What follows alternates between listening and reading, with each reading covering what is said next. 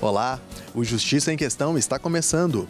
A pandemia provocada pelo novo coronavírus continua exigindo cuidados especiais, mas o trabalho da Justiça não pode parar. Na comarca de Uberlândia, o atendimento prossegue, porém, no sistema drive-thru.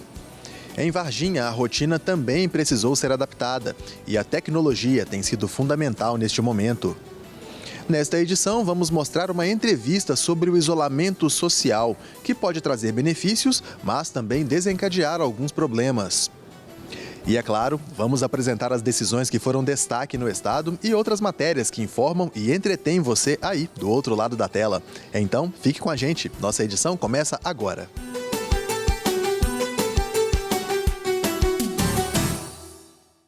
Vamos começar falando de um estrangeirismo já adaptado à nossa cultura. O conceito de drive-thru nasceu nos Estados Unidos na década de 1930, para que as pessoas não precisassem descer dos carros para fazer um pedido ou buscar o lanche. A moda pegou.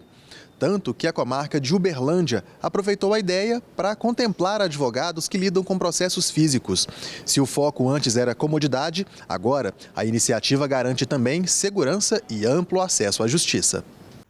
Com a suspensão do expediente durante a pandemia, a equipe do Fórum de Uberlândia receava o acúmulo de demandas e um volume excessivo de pessoas nas secretarias quando o trabalho presencial retornasse. Calculamos que aproximadamente 6.000 petições deixaram de ser protocolizadas a partir de 19 de março. E num retorno possível das atividades presenciais, isso poderia gerar uma aglomeração muito grande.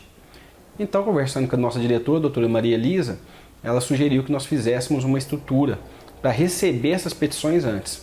Foi aí que o Palácio da Justiça Rondon Pacheco passou a atender no sistema drive-thru, conforme estabelecido pela Portaria 39 de 2020. O estacionamento do Fórum recebeu pontos de atendimento para devolução de autos e protocolização de petições de processos físicos para digitalização. Foram mais de 50 atendimentos só no primeiro dia. Este é um projeto piloto planejado cuidadosamente na comarca e que tem potencial para ser replicado. Ele foi objeto de um estudo pela administração do fórum e nós implementamos os detalhes, disponibilizamos um número de servidores que fosse suficiente para atender os operadores do direito, mas também considerando e levando em consideração a segurança, fornecendo os equipamentos de proteção, o álcool gel. São 13 funcionários orientando os advogados no estacionamento. A nossa equipe de pátio direciona os advogados para um dos 2 guichês de protocolo, onde eles podem protocolizar petições em processos físicos, desde que não seja petições de processo de réu preso ou uma das urgências definidas pelas resoluções do CNJ e portarias do Tribunal de Justiça. O atendimento acontece assim, dentro do carro. Os advogados, é claro, precisam usar máscara. Os processos devolvidos ou as petições que são entregues são levadas para um arquivo onde ficam 3 dias, em uma espécie de quarentena, para evitar qualquer contaminação. No 4º dia, esses autos são catalogados, recebem baixa no sistema e aí são enviados para as secretarias. O nosso serviço tem atendido a todas as normas de segurança do Ministério da Saúde e também ao que restou decidido nas resoluções do TJMG. A direção do foro ouviu a comunidade e os operadores do direito sobre o projeto, que já começa a colher elogios. A Ordem dos Advogados do Brasil, Minas Gerais, 13ª Subseção Uberlândia, acompanhou o início da implantação, o seu funcionamento e constatou que o drive-thru veio para aprimorar a prestação dos serviços públicos, resguardando a prevenção ao contágio, combate e enfrentamento ao coronavírus Covid-19.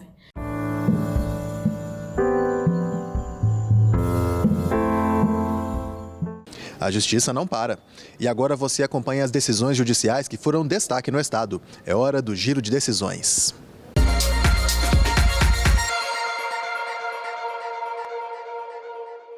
A proprietária de uma fazenda vizinha de um aterro administrado pelo Departamento Municipal de Saneamento Urbano de Muriaé irá receber R$20 mil pelos danos materiais causados pela morte de 5 vacas que comeram sacos plásticos depositados no local. A mulher será indenizada ainda em R$ 8.000 por danos morais em razão do mau funcionamento do depósito a céu aberto com a presença de urubus e depreciação das terras. A Justiça avaliou que o órgão municipal não cumpriu seu dever legal e constitucional quanto ao correto uso do meio ambiente. Um jovem foi condenado a cumprir 30 anos de prisão por roubar 2 motoristas de aplicativo ao final das corridas, matando um deles. A sentença do Tribunal de Justiça de Minas Gerais determinou ainda que o réu participe de programas antidrogas, já que foram apreendidas em sua casa maconha e cocaína. Após o primeiro roubo, o réu foi abordado por policiais, mas conseguiu fugir. No mesmo dia, ele dominou outro motorista e, em um lote vago, atirou na cabeça dele. O motorista faleceu uma semana depois. A Justiça Mineira condenou o governo do Ceará a indenizar em R$ 35.000 por danos morais o filho de um detento morto dentro de uma cela. O jovem, que hoje tem 11 anos, também vai receber uma pensão de 2/3 de um salário mínimo até que complete 21 anos de idade. Os advogados alegaram que as condições vividas pelo pai do jovem na prisão eram precárias e que é dever do Estado zelar pela integridade física e moral dos presos sob sua custódia. Em recurso à segunda instância, o filho solicitou que o valor da pensão e indenização fosse maior. E o Estado do Ceará alegou que não poderia ser responsabilizado pela morte do presidiário. Mas a sentença foi mantida.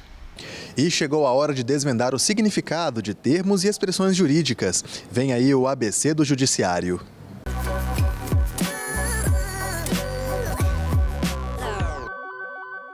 Bacharel em Direito é um título concedido a quem conclui o curso superior de Direito, requisito essencial para a inscrição nos quadros da Ordem dos Advogados do Brasil, OAB. Só é chamado advogado, podendo exercer a profissão, o indivíduo que tiver inscrição válida na OAB, após aprovação em exame. E no próximo bloco, uma entrevista sobre isolamento social e os reflexos dessa falta de contato com o mundo exterior. Não saia daí. Justiça em Questão volta já.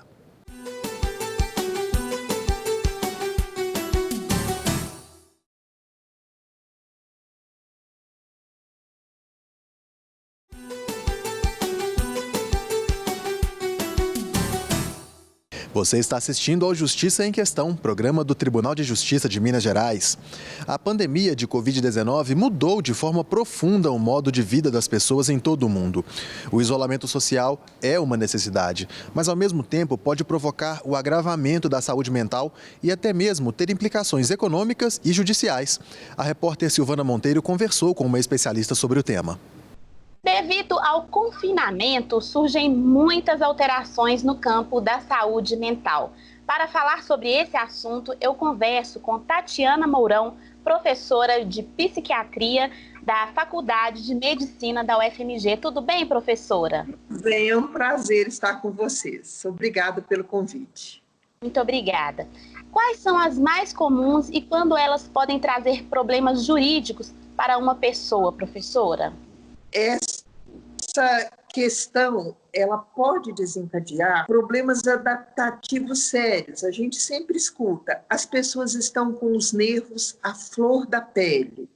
E dentro disso, problemas jurídicos virão. Por quê? Em termos econômicos, as pessoas podem tomar decisões precipitadas em função do desespero.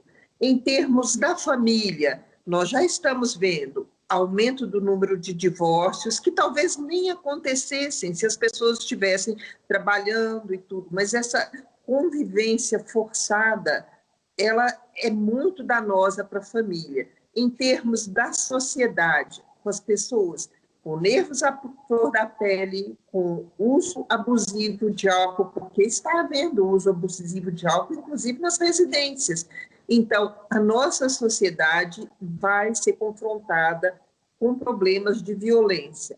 Os problemas econômicos que vão advir da crise, dessa pandemia, vão aumentar também a violência. Então, eu vejo problemas no âmbito econômico, familiar e da sociedade que podem levar a problemas jurídicos. Agora, o que fazer quando alguém mora em confinamento com pessoas que podem apresentar algum risco à sua integridade física, principalmente aí em relação ao campo da saúde mental? Essa é uma preocupação grande, porque mesmo antes dessa situação da pandemia, pacientes psiquiátricos com problemas, sejam esquizofrenia, seja abuso de substâncias, já eram um risco. Agora, pessoas que não têm história de violência estão apresentando violência. Então, o que eu peço e falo com as pessoas? Se todo mundo já sabe que está todo mundo com nervos à flor da pele, está todo mundo angustiado, desesperado, então evite o confronto. Se você vive com alguém que tem problemas psiquiátricos em casa, que já tem aquele pavio curto, entrar no confronto só vai aumentar o problema e a gravidade. Então, nunca converse com alguém alcoolizado ou sob o uso de substâncias. Essa seria a forma de tentar prevenir. Quais as dicas a senhora poderia dar se os distúrbios surgidos nesse momento podem se tornar permanentes? A primeira coisa que eu faço e sugiro para todos que me rodeiam, mantenha horário de acordar, horário de deitar, horário das refeições. Então, dentro do possível, eu sei que várias pessoas não podem manter essa rotina, mas é como se a gente criasse um mundo de fantasia dentro da realidade dura. É mesmo. Me lembra muito aquele filme A Vida é Bela. Quer dizer, a gente cria fantasia e vive para se proteger mentalmente. É importantíssimo os horários de sono. Nós temos um ritmo biológico que ele precisa ser cumprido. Nós precisamos, para fingir para nós mesmos, fingir para quem está conosco, que nós estamos com uma vida normal. À medida que a gente vive essa tentativa de normalidade, a gente vai deixar de ter problemas psiquiátricos. Agora, vem uma questão difícil. E aquelas pessoas que já têm propensão para esquizofrenia, para bipolar e tudo? Aí é um perigo, porque essa situação nossa pode ser um gatilho para um transtorno psiquiátrico mais grave, e esse sim é permanente. Eu acho que procurar ajuda e lembrar que é uma fase difícil. E não é difícil só para nós aqui do Brasil, Minas, é difícil para o mundo inteiro. Não tem um lugar que as pessoas não estão aflitas, estão sofrendo muito com as perdas. Eu falo que nos momentos mais difíceis é como na guerra. A gente tem que viver o dia a dia, cada dia, e agradecer porque a gente está aqui. O Justiça em Questão também traz curiosidades sobre o universo jurídico.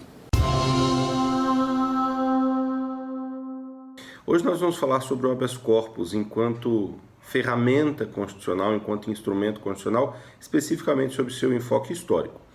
O habeas corpus é uma medida que serve para assegurar o direito de liberdade, para assegurar a liberdade das pessoas, previsto na Constituição Federal, por isso ele é chamado de garantia constitucional, que tem uma origem muito antiga no direito inglês, cuja fórmula traduzida significaria apresente seu corpo, traga seu corpo, no sentido de que fosse uma ordem para que um determinado carcereiro, uma determinada pessoa que tivesse alguém sob seu poder, apresentasse essa pessoa a um juiz para justificar o motivo daquela detenção. Especificamente nesse modelo inglês que se expandiu pela Roma Antiga, o habeas corpus era voltado diretamente para custódias promovidas por particulares, né? É a interditum libero homini. A previsão de um habeas corpus, de uma ordem especificamente voltada contra o Estado, surge na Magna Carta inglesa, na Constituição inglesa de 1215. Ela representa uma reação dos barões, da nobreza daquela época, contra os poderes do rei, especificamente no caso do habeas corpus, com o propósito de assegurar que se garantisse um direito mínimo quanto a qualquer detenção. E o habeas corpus serviria justamente para isso, para verificar se a prisão está regular. Essa previsão da Magna Carta foi posteriormente formalizada na Inglaterra pelo que se denomina Habeas Corpus Act de 1679. Logo em seguida, nos Estados Unidos, ele também é previsto como Writ of Habeas Corpus em 1789, já na Constituição Americana, ao passo que no Brasil ele tem sua primeira previsão em 1832, no Código de Processo Penal. É interessante que em 1824 nós tivemos uma Constituição que não previu o habeas corpus, mas o Código de Processo Penal de 1832 previu expressamente o habeas corpus. Uma questão muito interessante que surge a partir dessa definição do habeas corpus é saber qual é a finalidade específica do habeas corpus, especificamente no Brasil, porque durante muito tempo nós não tivemos outra ferramenta para este fim, de modo que era muito empregado o habeas corpus para outras tantas matérias que não tivessem relação direta com a liberdade. Isso mudou a partir da previsão do mandado de segurança, que ensejou uma nova garantia constitucional para salvaguardar outros direitos que não sejam necessariamente os direitos de liberdade, inerentes à liberdade de uma pessoa. Ainda assim, o Supremo Tribunal Federal construiu um entendimento sobre o habeas corpus que permite a utilização dessa ferramenta em aspectos, inclusive, indiretos do direito de liberdade, como, por exemplo, o manejo de habeas corpus contra ato judicial que determina sequestro de bens, que determina apreensão de valores numa investigação criminal, ou, por exemplo, o habeas corpus contra a deliberação que impede a visita a determinado preso. Até mesmo nesses enfoques, o Supremo Tribunal Federal tem entendido que é cabível o habeas corpus. E daqui a pouco, a tecnologia ajudando comarcas do interior a manter as atividades neste período de pandemia. Voltamos já.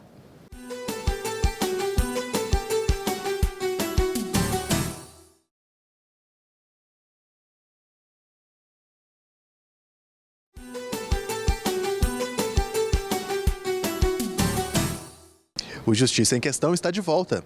Neste período de pandemia, muitas pessoas tiveram que reinventar ou readaptar suas rotinas, não é mesmo? Para o Judiciário também não foi diferente.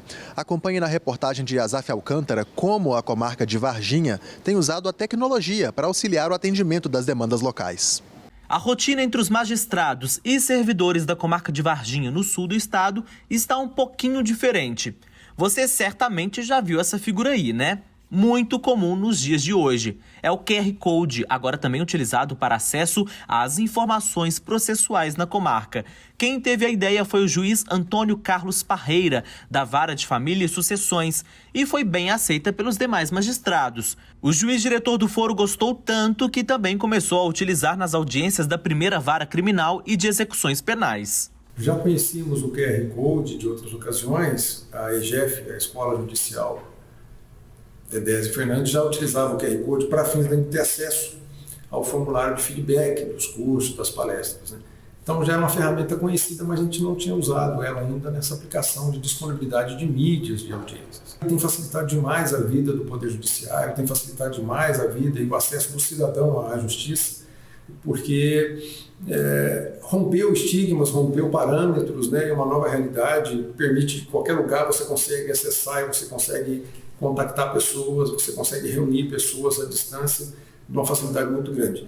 Os processos criminais na maioria das comarcas de Minas Gerais ainda são físicos, todos em papel. Mas, por conta da pandemia, a comarca de Varginha começou a digitalizá-los e a armazená-los num drive em nuvem. Cria-se, então, um link e gera-se um QR Code, que é disponibilizado antes de qualquer audiência. Aí é bem simples. Com o uso do celular, as partes conseguem baixar e visualizar o processo. Basta apenas direcionar a câmera do celular no QR Code. No final da audiência, então, a gente baixa a mídia da audiência também para essa nuvem. Na verdade, não baixa, a gente faz o upload da mídia da audiência para a nuvem. Também cria um link de compartilhamento. Esse link a gente leva para um software de criação do QR Code.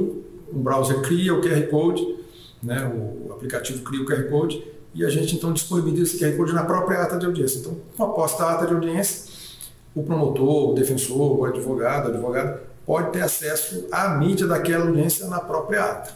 Segundo o magistrado, a tecnologia pode ser usada em qualquer processo, mas só pessoas previamente cadastradas terão acesso ao QR Code. Qualquer pessoa do povo pode solicitar o cadastro. A partir do momento que ela acessa o QR Code, automaticamente a secretaria recebe um aviso de que alguém tentou acessar aquela mídia e está pedindo autorização para acessar. A gente procura descobrir quem que é aquela pessoa que está tentando acessar a mídia, entra em contato, pega maiores dados para saber se realmente é uma pessoa vinculada ao processo e comprovada a necessidade de acesso ao processo, a gente autoriza a pessoa a ter acesso àquela mídia. Para este defensor público, a novidade só veio a acrescentar e agilizar a rotina do judiciário na comarca de Varginha. Não sendo necessário o compartilhamento, a carga dos autos físicos, ainda mais num período de pandemia como o que nós vivemos, acaba por trazer, além de mais celeridade ao trâmite processual, acaba trazendo mais segurança ao operador. Além de tudo, ser uma comodidade com que os autos possam efetivamente ser simultaneamente manuseados, verificados e analisados por parte dos operadores até mesmo durante as audiências. Realmente é algo que facilitou em demasia a atuação dos profissionais.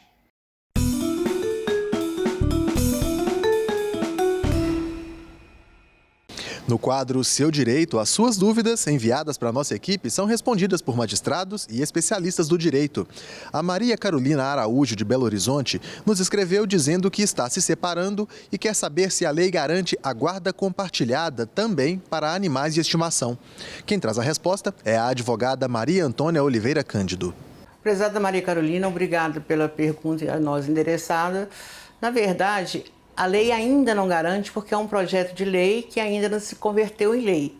Esse projeto ele tem várias cláusulas, vários artigos, disposições relativas à guarda compartilhada, quais são os cuidados ou quais são as despesas que cada um deve arcar, se a pessoa tem algum problema de violência, etc. Obviamente ela não vai obter essa guarda compartilhada, etc. Isso ainda não se converteu em lei.